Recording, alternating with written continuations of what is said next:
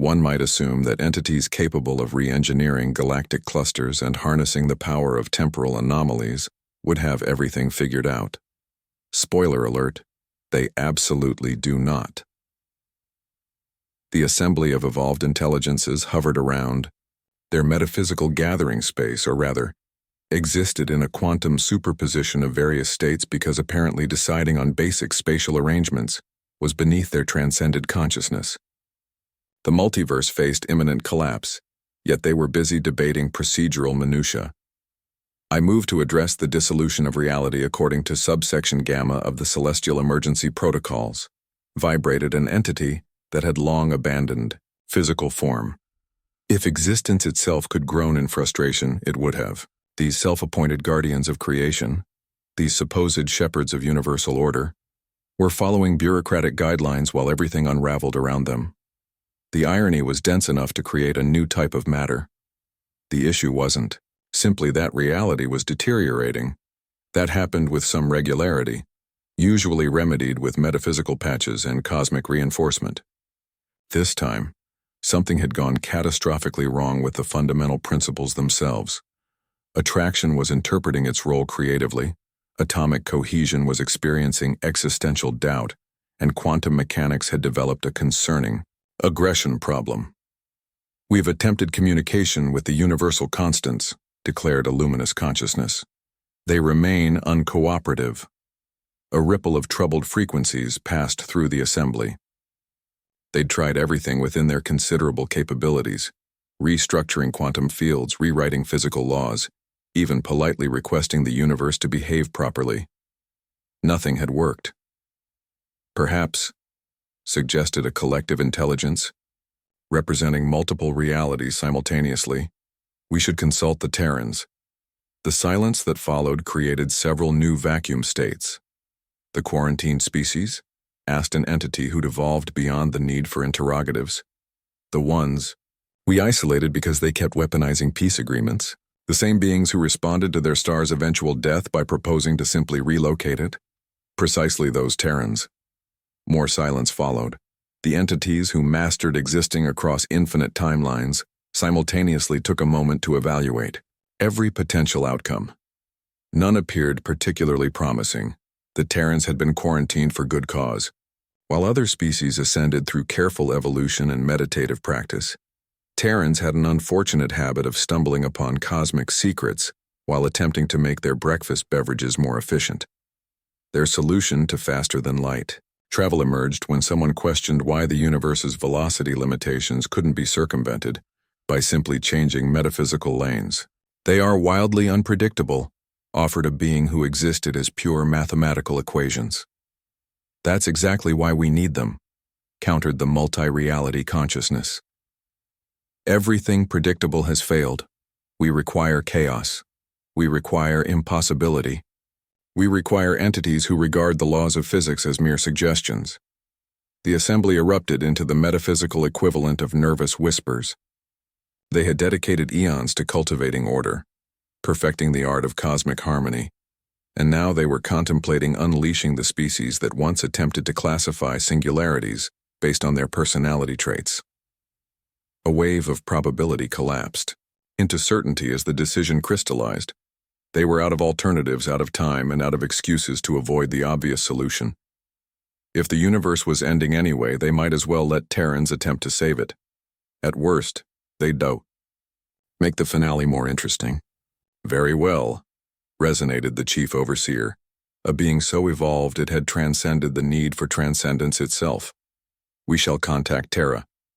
But let the record show my serious reservations about allowing a species that once tried to communicate with quantum particles through interpretive dance anywhere near this crisis." As the assembly moved to implement their desperate plan, a thought echoed through their collective consciousness.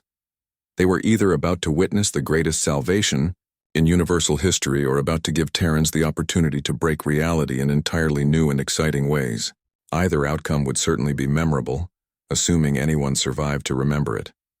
Delivering apocalyptic news to humanity proved significantly more complicated than the cosmic entities had anticipated.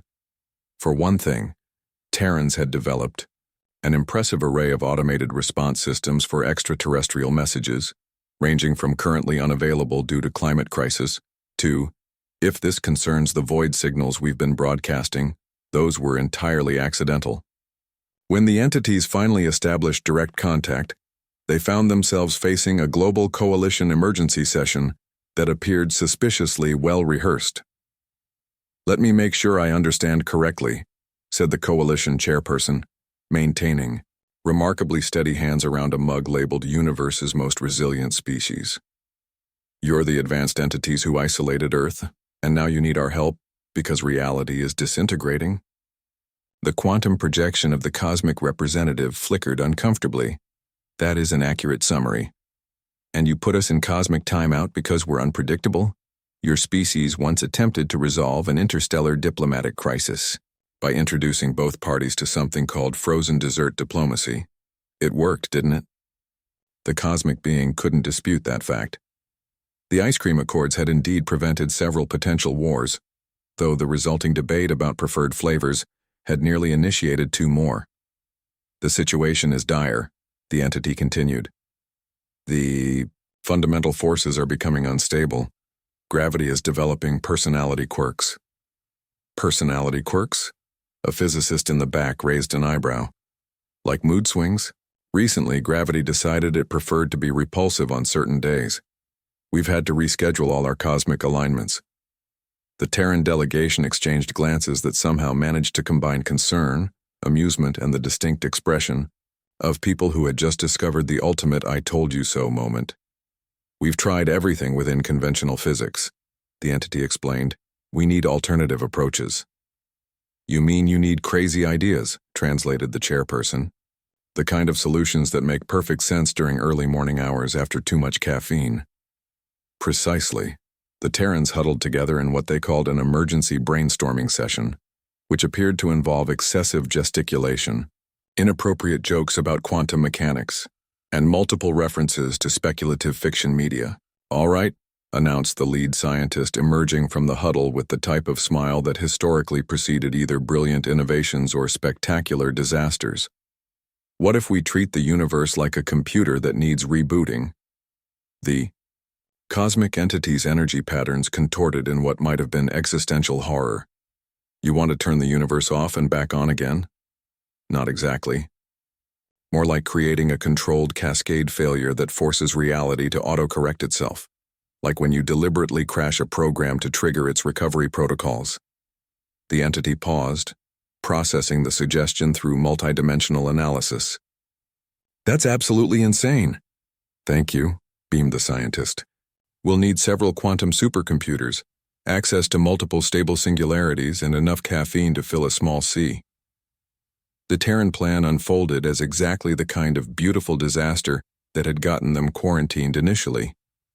They proposed introducing controlled chaos into the system, essentially creating a universal critical error that would force reality to restart with its original parameters.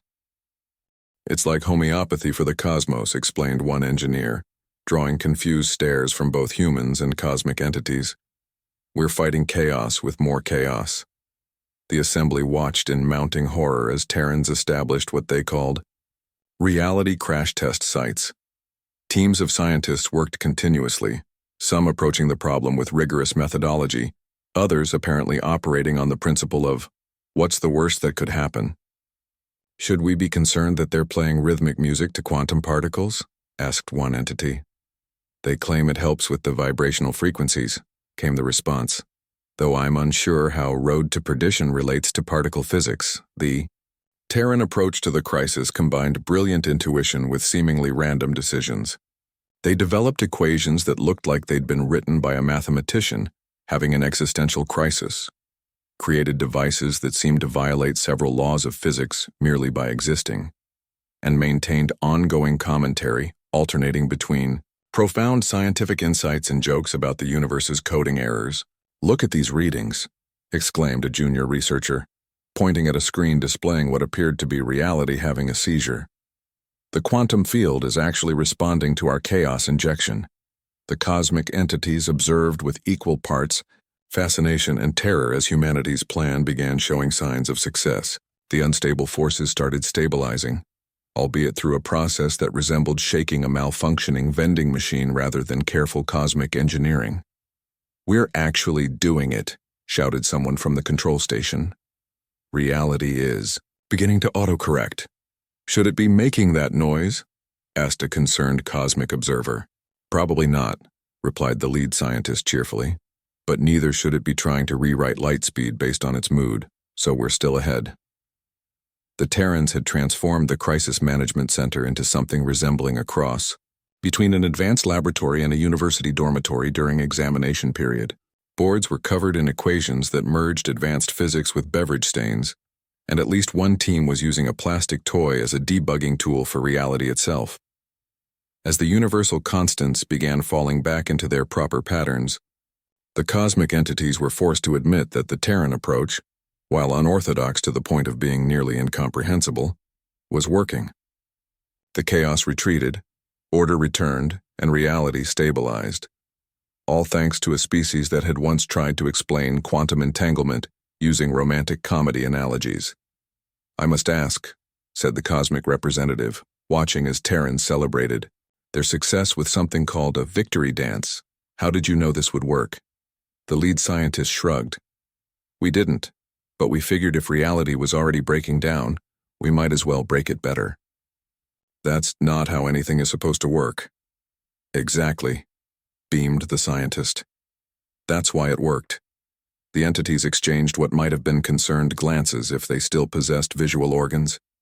They had just witnessed humanity save the universe using methods that shouldn't have worked, couldn't have worked, and probably violated several cosmic laws merely by being conceived. And somewhere in the quantum foam of spacetime, reality itself seemed to be laughing.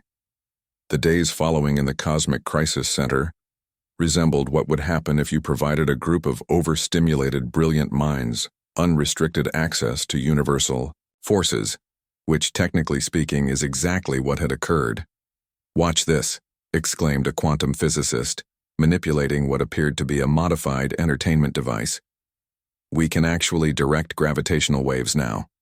The resulting ripple in spacetime created an impromptu happy face across several galaxies. The cosmic entities who had spent eons carefully maintaining the dignity of fundamental forces watched in horror as Terrans essentially transformed universal constants into their personal playground. The control room had evolved into something resembling a fusion of a particle accelerator facility and an entertainment center, complete with a leaderboard tracking reality glitch high scores. "They're using internet humor patterns to stabilize quantum fluctuations," whispered one cosmic being to another, "and somehow it's working." Indeed, the Terrans had discovered that certain patterns of digital humor had a stabilizing effect on chaotic quantum states. They theorized it related to the universal nature of absurdity, but mostly they just enjoyed making the cosmic entities uncomfortable. "Look at these readings." A researcher pointed excitedly at a screen displaying what resembled a celebration in wave function form. "The universe is actually responding to animal videos." The cosmic entities had to admit, albeit reluctantly, that the Terran approach was producing results where their careful, measured attempts had failed. Humanity's haphazard application of chaos theory and cultural references was somehow repairing the fabric of reality. "We've identified the problem," announced the lead researcher, gesturing to a holographic display that somehow incorporated both advanced physics and what appeared to be food delivery statistics. "The universe isn't breaking down. It's bored." Bored? The cosmic representative's energy patterns fluctuated in confusion. "The universe is a fundamental construct of existence. It cannot be bored." "Sure it can. Look at these patterns. They're not random. They're creative. The universe isn't dying. It's trying to write cosmic poetry." The explanation that followed involved several interpretive movements, various humor formats, and a surprisingly compelling argument about why reality might develop sentience out of sheer loneliness. The cosmic entities found themselves understanding despite their best efforts not to. "So your solution is to entertain the universe?" "Exactly. We're establishing a cosmic variety show.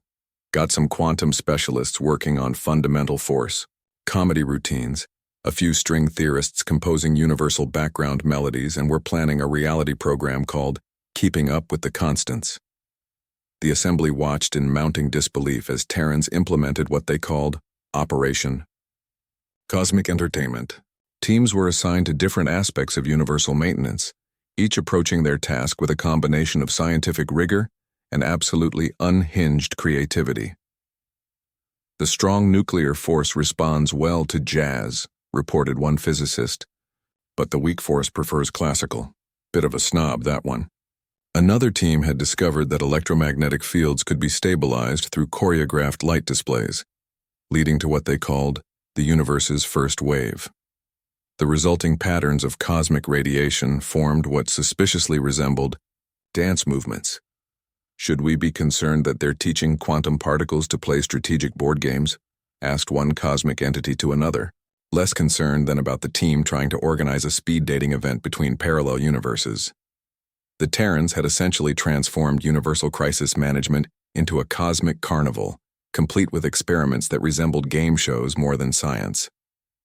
Yet impossibly, reality was stabilizing. The chaotic fluctuation settled into new sustainable patterns, albeit patterns that occasionally formed themselves into expressive faces. "We've got antimatter playing nice with matter," announced a researcher. Turns out they just needed relationship counseling. The cosmic entities watched as humanity's approach spread across the cosmos. Species that had spent millennia in careful contemplation of universal mysteries found themselves drawn into what Terrans called the biggest celebration since creation itself. Civilizations that had never seen eye to eye, or sensory organ to sensory organ, suddenly united in collective bewilderment at Terran methods. "They're organizing a universal talent competition," reported a cosmic observer, complete with a panel of judges rating the performance of different dimensions. The most shocking part wasn't that it was working, it was how well it was working. Reality, which had been tearing itself apart, was now practically purring under humanity's attention. The fundamental forces, rather than continuing their rebellion, had settled into a new equilibrium that somehow incorporated both cosmic law and comedic timing. "We've stabilized the final quantum fluctuation," announced the lead scientist, exchanging enthusiastic gestures with a colleague while a background screen displayed what appeared to be particle physics set to rhythmic music. "Reality is now operating within normal parameters." Well, new normal parameters. It's developed a sense of humor now, but honestly, that's probably an improvement. The cosmic entities faced an uncomfortable truth. Humanity had succeeded where their careful, measured approach had failed.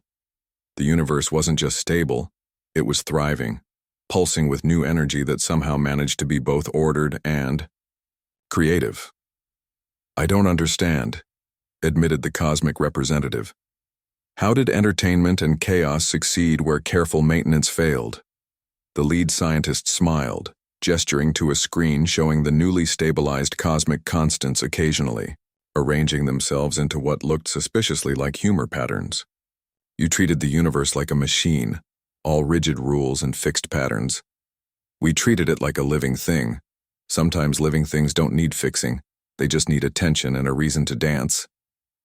The cosmic entities exchanged what might have been embarrassed expressions if they still operated on a level where such expressions were possible. They had spent eons trying to perfect the cosmos, never considering that perhaps perfection wasn't what it needed. "Also," added another researcher, "turns out reality has a pretty good sense of rhythm. Who knew?" As the crisis center transitioned from emergency operations into what the Terrans were calling Cosmic Entertainment Central, the cosmic entities contemplated a universe that would never quite be the same. Reality was stable, yes, but it had developed a distinctly Terran-influenced personality. Gravity still functioned perfectly well, but occasionally took artistic liberties with its effects. Quantum particles had developed an appreciation for performance art, and somewhere in the vast expanse of space-time, the cosmic background radiation had started humming what sounded suspiciously like a popular, inspirational melody. The aftermath of humanity's cosmic crisis management presented the cosmic entities with entirely new challenges. primarily dealing with a universe that had developed both stability and attitude. The quarantine around Earth wasn't so much lifted as it was laughed out of existence by reality itself. "We need to discuss the implications of your methods," announced the assembly, convening what they hoped would be a serious meeting about the new cosmic order. The fact that quantum particles were arranging themselves into emotional expressions during official proceedings wasn't helping maintain their dignity. The Terran delegation arrived late, carrying what appeared to be a combination of advanced scientific equipment and celebration supplies. "Sorry for the delay," said the lead scientist. "We were teaching dark matter how to juggle." The cosmic entities collectively experienced what might have been exasperation if they still possessed the capacity for such emotions. The universe had been saved, yes, but at what cost to their carefully cultivated image of cosmic authority? "While we appreciate your assistance in stabilizing reality," began one particularly dignified being of pure energy, only to be interrupted by a gravitational wave performing the equivalent of a cosmic curtsy. "We have concerns about the long-term effects of your entertainment-based approach." The Terrans exchanged knowing looks. They'd been expecting this conversation, had even prepared a presentation complete with holographic charts, humor elements, and what appeared to be a small musical performance. "Let's examine the data," suggested the lead researcher, displaying information that somehow managed to be both scientifically rigorous and slightly cheeky. "Universal stability has improved tremendously. Cosmic harmony has reached unprecedented levels, and we've recorded an extraordinary increase in spontaneous joy across all dimensional planes." "That's not the point," protested a cosmic entity who had evolved beyond the need for points. "The universe it's having fun," offered a Terran physicist, finally enjoying itself, learning to laugh. The evidence was undeniable. Reality, once a strictly regulated construct of mathematical precision, had developed a personality. Stars occasionally arranged themselves into constellations that communicated humor. Singularities had started harmonizing with each other. Even the laws of thermodynamics had developed a sense of timing. "We've received applications from numerous different civilizations wanting to join what they're calling Cosmic Entertainment Corps," reported a cosmic observer, "including several species we thought were extinct. Turns out they were just exceptionally good at hiding and waiting for the universe to get more interesting."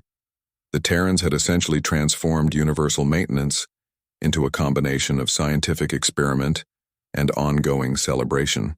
Teams of researchers were now stationed throughout the cosmos, organizing what they called reality enrichment activities. The results were both impressive and slightly terrifying. "We've got a group in a distant galaxy teaching quantum entanglement through interpretive dance," announced a coordinator. "The participation rate is astronomical, pun absolutely intended." The cosmic entities found themselves facing an uncomfortable new reality. Their role as serious custodians of cosmic order had been effectively upstaged by a species that had once tried to explain spatial anomalies using pasta. "Perhaps," suggested the multidimensional consciousness, now sporting what appeared to be celebratory accessories in each dimension, "we should consider adapting our approach." The suggestion sent ripples through the assembly. Adapt? To them? But as they watched Terrans continue to successfully manage cosmic forces through a combination of scientific brilliance and pure entertainment, the truth became undeniable. The old ways of rigid control and solemn oversight were obsolete. "We're organizing the first intergalactic comedy festival," announced a Terran event coordinator. "The strong nuclear force has already submitted a routine about binding energy. That's surprisingly funny. The universe, it seemed, had voted with its fundamental forces. The new cosmic order was one where stability was maintained not through strict regulation, but through engagement and joy. Reality had developed not just consciousness, but a distinctly playful one. "Your species," admitted the cosmic representative, with what might have been a sigh if they still needed to breathe, "has fundamentally changed how the universe operates." "Nah," replied the lead scientist, grinning. "We just reminded it how to play." As the meeting concluded, the cosmic entities found themselves integrating into the new system, albeit somewhat awkwardly. Some adapted better than others. One particularly progressive entity had already started a cosmic discussion series about the humorous side of dimensional physics. The quarantine around Earth was officially lifted, replaced with what Terrans called an open-door policy for cosmic creativity. The galaxy, once carefully segregated by development level and predictability ratings, began to buzz with new energy as species mixed and shared their unique approaches to universal maintenance. "We're receiving reports of spontaneous harmony outbreaks across multiple dimensions," announced a monitoring station. Reality itself seems to be celebrating. The final irony wasn't lost on anyone. The species that had been quarantined for being too unpredictable had ended up saving everything by introducing just the right amount of chaos. The universe, it turned out, had needed not a strict guardian but a playful companion. As the cosmic entities adjusted to their new role as participants rather than absolute authorities, they couldn't help but notice that the cosmic background, radiation, had started forming patterns that looked remarkably like laughter. The universe wasn't just stable, it was happy. "You know what the best part is?" mused the lead scientist, watching as a nearby galaxy spontaneously arranged itself into a winking expression. "We didn't really change anything fundamental. We just helped the universe remember how to smile." The cosmic entities, in their infinite wisdom, finally understood that perhaps wisdom wasn't about maintaining perfect order, but about knowing when to let things dance a little out of alignment. The cosmos had found its rhythm, and it was decidedly more interesting than before. As reality settled into its new pattern, with fundamental forces occasionally breaking into spontaneous choreography and quantum particles organizing improvisational performances, one thing became perfectly clear. The universe would never be the same again.